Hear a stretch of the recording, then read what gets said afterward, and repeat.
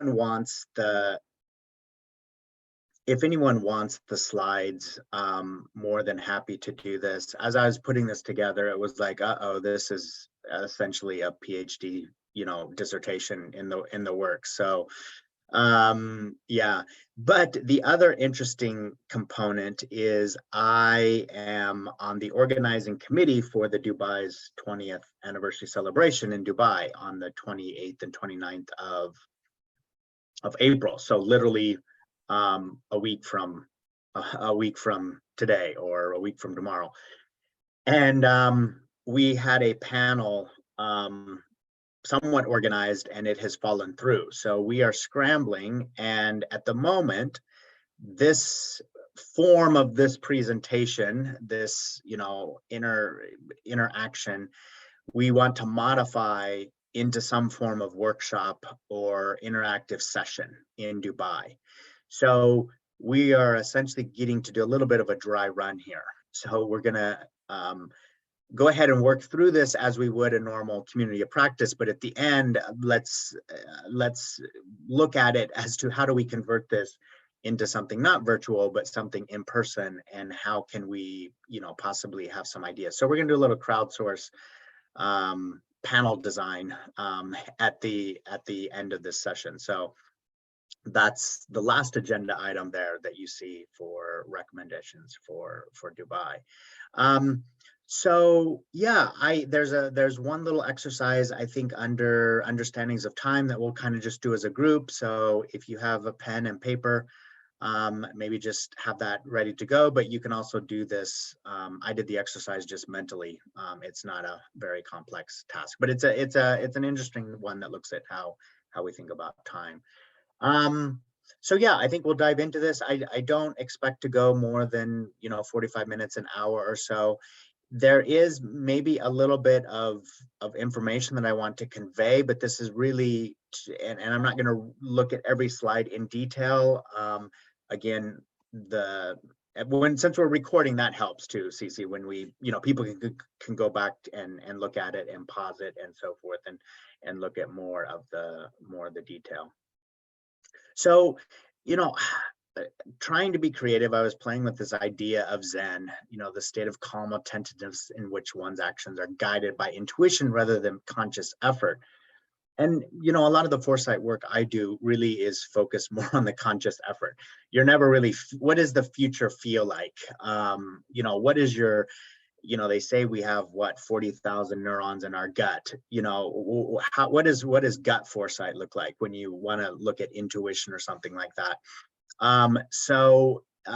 My play on word does relate to Zen, unlike, the other examples I had, the Zen of The Art of Archery, which was a 1948 book, and then the famous The Art of the Motorcycle Maintenance, which was, I think, 74.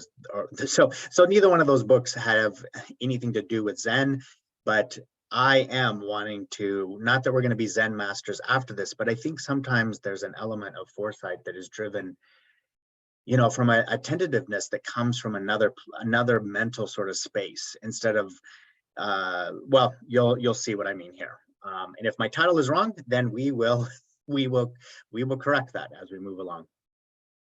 So Salvador Dali, probably one of my favorite artists, famous for his drooping clocks and crazy, you can just stare at his artwork for hours. I've been to his museum in St. Petersburg, Florida. So, his melting clocks, distorted images, just showing that time is not fixed, it's not linear, it's malleable, it's flexible. And I think that I don't know, it would be intriguing to we can maybe chat about this a little bit later, but what do other people think when a clock is bent or a clock is drooping or something like that?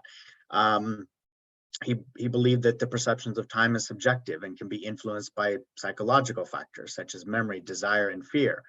I am currently in my parents' house. I'm in my old bedroom that was my bedroom until I was 18. So I feel like I'm caught in this time trap in a little ways. Like, where did 35 years go? in my life. And it just seems like I walk into this space and everything is like, oh, I remember that and I remember that. Um, and yeah, there's something about time and so forth. So the subjectivity of time, I think, is something that, again, we put things, what is your 10-year plan? What's the 5-year? And we just use it in a quantitative sort of manner without really looking at what is in it. Is time slowing down? Is time speeding up? And it's all based upon a perception in our mind. So jumping into this first little bit about language, there are so many fascinating sort of resources, and if anyone, and the sources down there in the bottom right is a link to either websites or articles or so forth.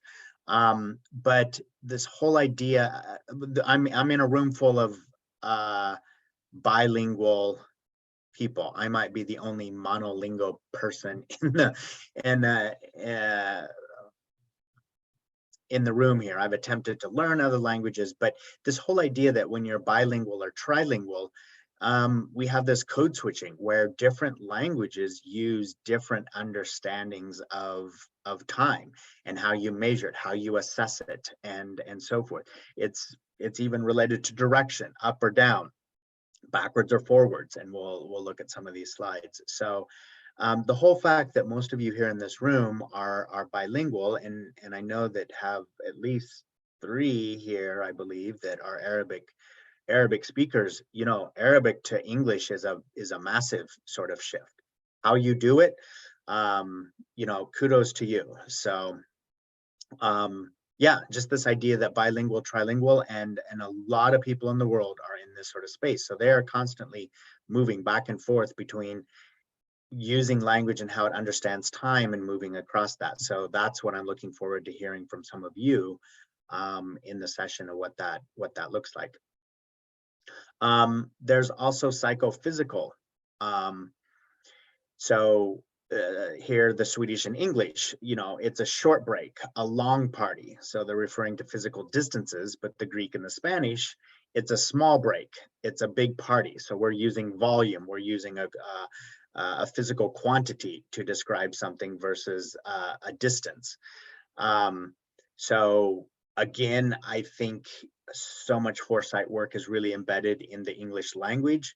And so, you know, what is the long-term future? What is the short-term future versus what is the big future and what is the small future?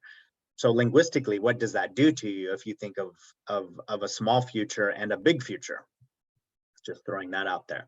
And then, yeah, and then just the other examples there of a horizontal line and seeing it, volume taking up space. Swedish. This is not unusual here from Teed. Swedish word for future means front time. So visualizing the future in front of us. And I think just about every foresight model I've seen before, you know, and again, we use the, I don't know, in Arabic, if you're doing the futures cone, do you take it the other direction? Like, do you draw the cone, you know, to work from right to left? I have actually never seen, you know, a futures cone using only Arabic language, and do you work that way, or do you convert the typical cone that always goes left to right, because that's how English is used. But in Aymara, I'm guessing is how you pronounce this, in Peru, looking ahead means looking at the past. So the word for the future, I'm not going to try to pronounce that, is behind time. So the spatial axis is reversed. The future is behind, the past is ahead. So here the logic is we can't look into the future, just like we can't see behind us. So the past is already known to us. We know kind of what the past looks like. So that's what we can actually see. So that's in front of us. And everything else appears, you know, in a field of vision in front of us. So completely reversing the idea of how we think about the future. So someday I want to chat with a Peruvian futurist from this region and see how that changes how they think about the future. Mandarin Chinese. uses a vertical time axis. Cece, do you speak any Chinese? Okay, great. So Xiao is down. I know I'm gonna butcher the pronunciation of Chinese words. You can correct me at the end here, Cece.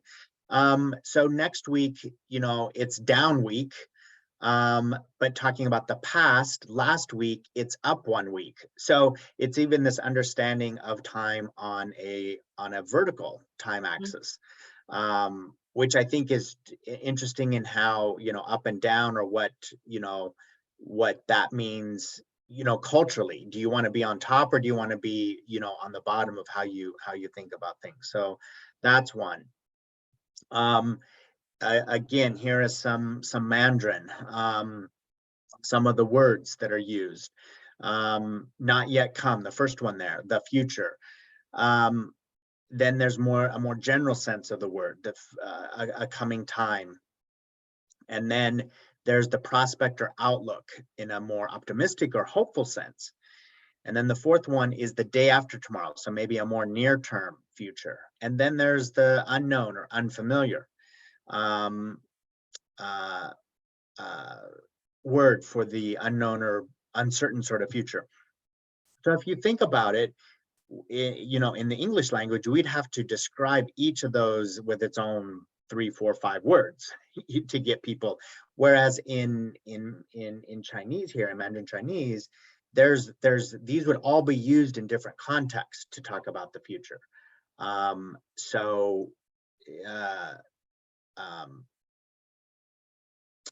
Oh, I'm seeing my typos too, so I'm going to get fixated on that. So we'll move away from the typos. Arabic. So again, this was cross-referenced. For the most part, I believe these are accurate, but the Arabic speakers can correct me on this. So the first one, al-mustaqbal, is generally the one used for the future. But then there's a word for tomorrow, in a more general sort of sense. And then there's what is to come in a more metaphorical sort of sense. Then the fourth one I think is intriguing, where we're looking at the distant future, or the more speculative or futuristic sort of context. So this would be more, maybe this is a more creative, or I'm not sure how. Well, we're going to let the Arabic speakers, because I'm going to attempt to try to understand what some of these mean. But I know that I thought I saw an Arabic word that is used more in poetry in a metaphorical sort of sense. But maybe that was another language. I am not looking at. Okay, great. We have some.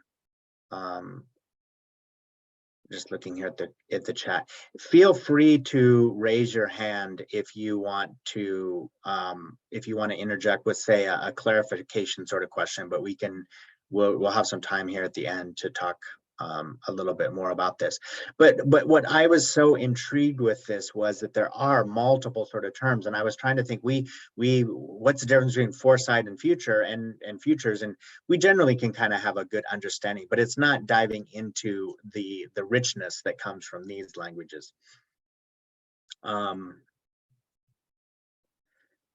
A nod to my country of residency and what feels like home in Swahili. We have later or afterwards, can often be used to refer to the future.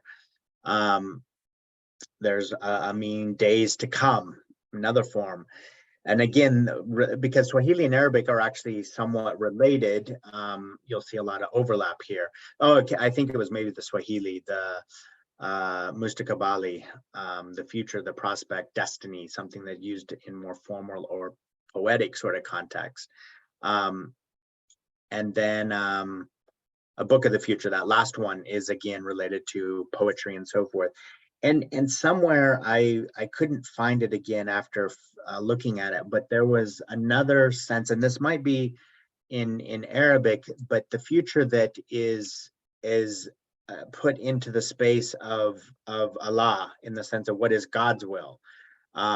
there's a future that is there and a future that is maybe more controllable. So just throwing that out there, if that's something we want to maybe look at. Shona, not quite South Africa, but close. But so we've often heard of the word Ubuntu, but in Shona in Zimbabwe, they use the term Ukama, which is I am because we are. It's building on the Zulu concept of Ubuntu, but Ukama is also grounded in the past, present, and the future, but also into our physical presence on the Earth's ecosystems that support life. So this isn't necessarily so much about the language of the future, but a concept of essence. It's almost an ontological component here of your being is not just in the present. It's embedded in the past, in the present, and the future. I know the Iroquois, the Indian tribe in the Northeast US, has this, I'm forgetting the full name, but the seventh generation, of wisdom, where they believe that anything in the future should be focused on the next 7 generations into the future. So don't necessarily have a slide for them, but yeah, just real quick, the future of language, where we have all of these language, but what is the future of them in a sense? So out of the 6,000 or so we use today, they estimate that by 2115, when I think most of us will no longer be on Earth, but who knows? 600 active languages is what they expect, and that there will be fewer languages and languages will be less complicated.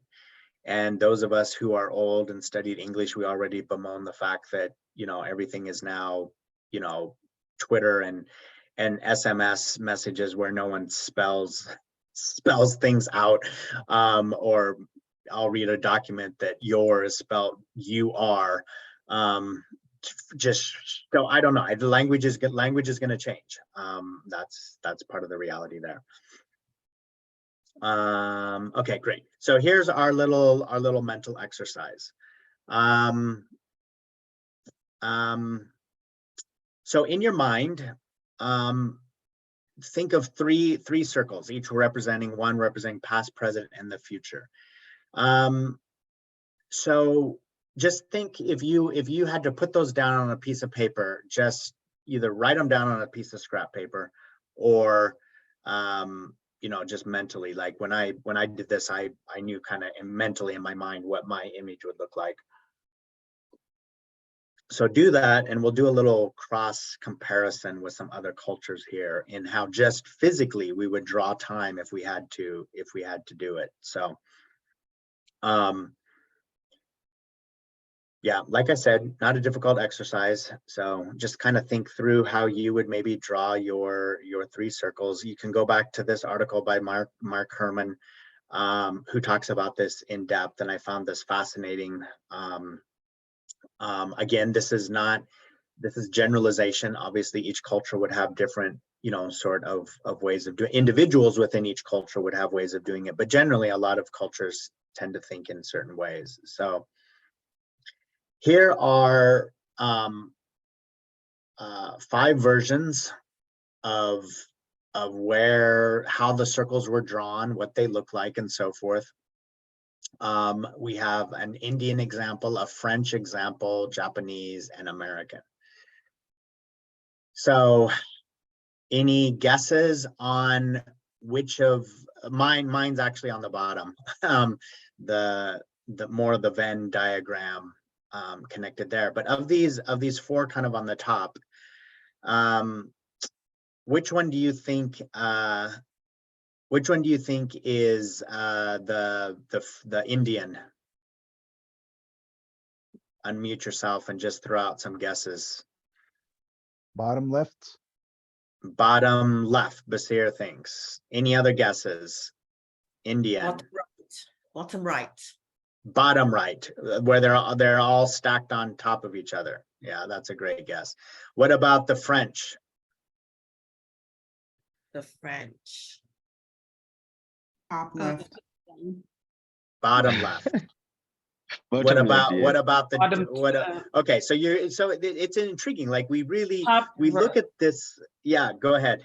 Top left, I would say. top left for Japanese. Oh, I'm sorry. No, French. I'm sorry. So French, yeah. Sabrina, why would you say that? Because I always have the feeling that everybody is, especially, or it's more of a European point of view, is kind of stuck in the past. Yeah, I mean, it's very intriguing, and it was, yeah, I was kind of surprised at what some of this looked like. So yeah, Sabrina, you got that one right. The French generally think of the past as some glorious element in France's past, and they're not necessarily excited about the future. Americans, the past is over, it's the future that is there. The Japanese was intriguing, where then about a third of the Japanese, when they were doing this, they just put the circle right over each other. And I'm with you, Cece. I would think that would be maybe more Indian, but the Indians drew the past, present, and the future all with the roughly the same size of circle. So they're viewing them, maybe they're viewing that there is that similarity where they're viewing them all the same, but they do put them into a form of linearity. And then mine, I don't know where I fit. I was having them, all three of them, overlap. So I don't know what that means, other than I love that sort of diagram, and we use it all the time in probably foresight work of ikigai, which is the Japanese sort of thing of where do you find that perfect middle. They're using they use 4 circles, but they all have that overlapping component there in the middle. So yeah, we perceive time differently and so forth, which is really intriguing. Then to me, the perceptions of time, the monochronic and polychronic, and so, in the US, the UK, I think other Western, time is a limited resources. You save time. I wasted time. I spent time. It's a resource, and you schedule your tasks and your appointments to start. And I tend to see it as a line, so I'm stretching forward into the future, but again, it's in front of us, and then it's backwards into the past. But we've already seen that some cultures, are changing that. And then there's the polychronic. It's flexible. Appointments and deadlines may be flexible. If you live in these parts of the world where, I have a friend who I always tell him 30 minutes earlier than I want him to arrive, because he is consistently 30 minutes late. So he'll apologize, or no, he doesn't even apologize anymore. He just shows up at the time that I expected him to come, but I do have to tell him 30 minutes earlier. This is in Kenya. So, interruptions are regarded as normal instead of undesirable. So that sort of phenomena is just a very different way of thinking about, and then many cultures, Asian and some Native, it's a wheel, it's a reoccurring cycles, and so forth. And then I think too, like going back to the Shona word for ukama, the sense of the value that the ancestors and the living dead, those that have recently departed, still play an active role. So even though they are not physically present, their views and so forth are still, are still viewed as important. And I think thinking forward to those future generations is there as well. And then finally, just diving into some of the religious worldviews. And I think this is really intriguing when you look at whoever we want to give credit to for, the integral futures. We can go to Ken Wilber, we can go to Slaughter, we can go to all kinds of people for the integral futures. And some of them use really different terminology. I really like this one just because it makes 4 quadrants: exterior, interior, individual, and collective. So when we look at eschatology, the branch of theology that looks at the final destiny of humanity and the end of history, that might be, say, the lower right, the social commode, the collective, but internally it's made up of, the interior individuals and the worldviews that are held. So I think when we play around with this, even on this grid, it's a helpful tool to look at how do religious worldviews work with the integral future sort of side of it. I do a lot of work with systems change, and pretty much any good systems change model will convey the message that the most important element to bring any sort of transformational change in a community is at the mindset and the worldview sort of level. Sahel's CLA, that metaphor, that myth, those deep sort of layers, I think are again embedded in our understanding of religious worldviews. So this is kind of diving into the religious worldview sort of component. So I found this, there's a lot of print here, but again, you can go back and look at the slide, but they did a study of I think 4 nations, and these were all Western nations. I think Sweden, US, maybe Canada and France or something like that. So 80% of respondents, agreed that humanity needed to transform their worldview, but almost half felt the world was too grim and it was better to focus on looking after themselves. So they took a long-term view and said, yes, things need to change, but practical realities, they're like, no, let me just focus on themselves. And if you think about that, this is where I think some of the challenges arise, and you can get political entities who will cater to that fear and that immediate short-term sort of gain at the long-term sort of issues that should be addressed. A third of the respondents identified as fundamentalist and see a final conflict between good and evil on the horizon. So, their worldview is expecting something to be a final conflict. So I'm sure there's some evangelical Christians diving into the Bible, looking at Russian invasion of Ukraine and trying to find out, when Jesus Christ is going to return based upon that sort of model. So this, again, these studies, it's if you're familiar with the weird term, weird, Western, educated, industrialized, rich, and democratic. So many studies come from that sort of model and overlook, the other 7 billion people on the face of the earth. And so, how do Hindus, Muslims, Buddhists, and other religious adherents, how do they see future threats to humanity, and how do their religions guide them in that? Should we disengage and protect ourselves and our immediate family? And I'm curious where religions can fit into working in, the VUCA, world that we work in. So and this is actually built on, is pulling from an article in the Journal of Future Studies that's forthcoming, where you can go read more about this. I did a crash course on global religious eschatologies, and just looking at where some of them look like, because I was really intrigued with, if you have a circular view of time, how does a Hindu or a Buddhist see, do they have an end time sort of thing? And it's intriguing where they really have kind of components of both, where, Hindu scholars, they argue on how a final consummation of history is understood. They see it as cycles of rising and falling, creation and destruction. But they do kind of have an eschatology where there will be the last of the 4 ages. And there'll be a coming new age where righteousness and peace dominate this golden era. And it's related to Brahma, where there's universal destruction followed by chaos and then another rebirth. But supposedly, my understanding is that there is something final there. Buddhism, similar to Hinduism, with an unending cycles of birth and death. And this one to me was maybe a little bit more circular than Hinduism seemed to be. But the end goal is a state of divine awakening to reality in a place of nirvana. So, my understanding of Buddhism is that, again, some would say it's not even really a religion in the sense of the deities and so forth with other major religions. This is more of a way of life.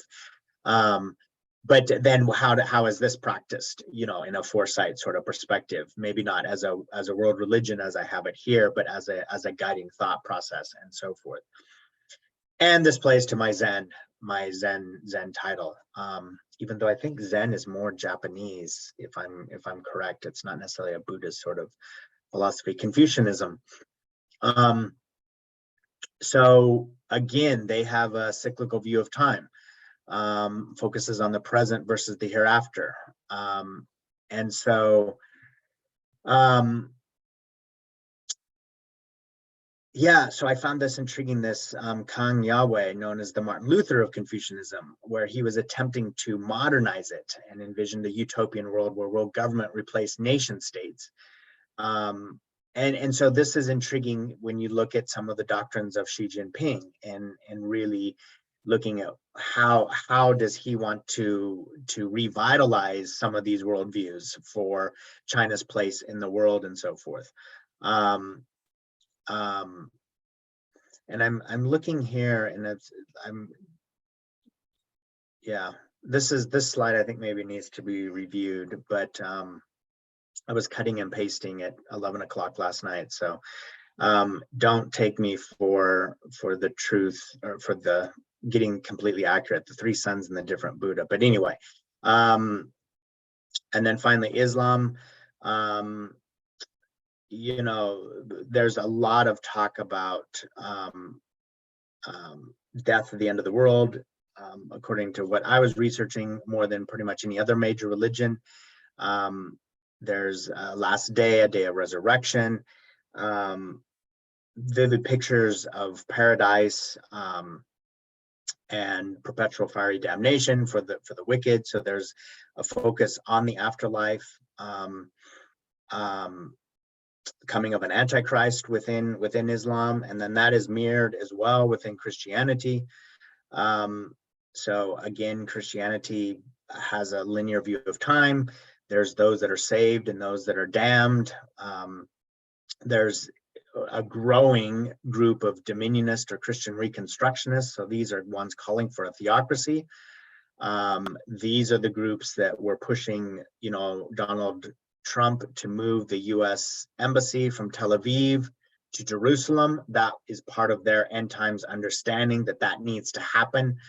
And then anything that happens, you know, as far as a natural disaster is chalked up to being something related to God's judgment on that group. So Muslim immigrants, gays, liberals, these are all, you know, viewed as, you know, being scapegoats for what is happening. And then wrapping up here, this is a model that I am trying to play around with. I don't know if it's a good model or not, but let me just walk you through it. So the blue line, the x-axis, between low systemic understanding and high systemic understanding. So this would just be, how does a religion deal with, so KUBE stands for Knowing Universal Belief Ecosystems. So this is just diving in and really understanding, how does a religious system work? And so some will actually have a high systemic understanding of looking at the complexity in the world and how does faith engage with that. And others will be what I'm calling a low systemic understanding.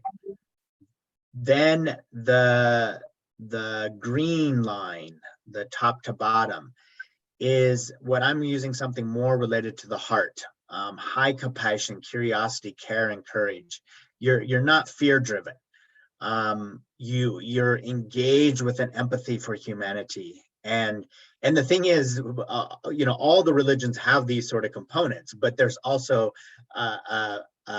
another side that can be very isolationist and fear-based, and you know, let's stick our head in the sand sort of approach. So again, I don't think you can lump one religion into any of these, but it's more like, what is the movement? Where is the energy? What are the tipping points within religions?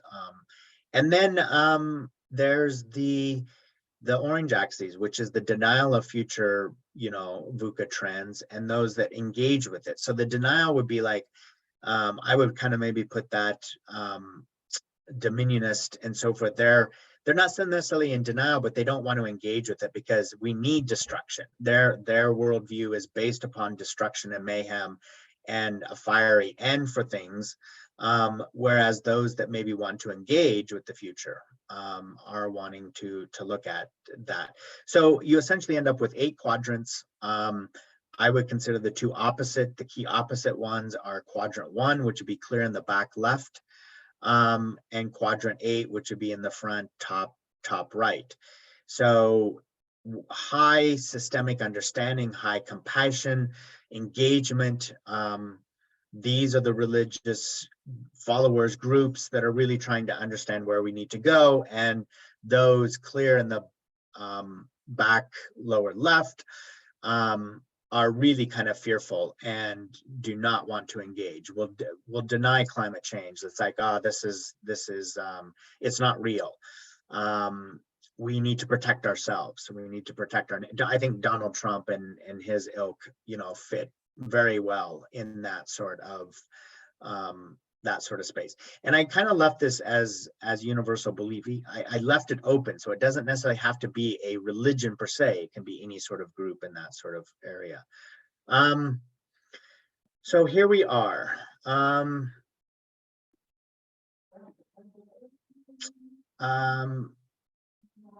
Just quickly looking through some of the questions. Okay, great.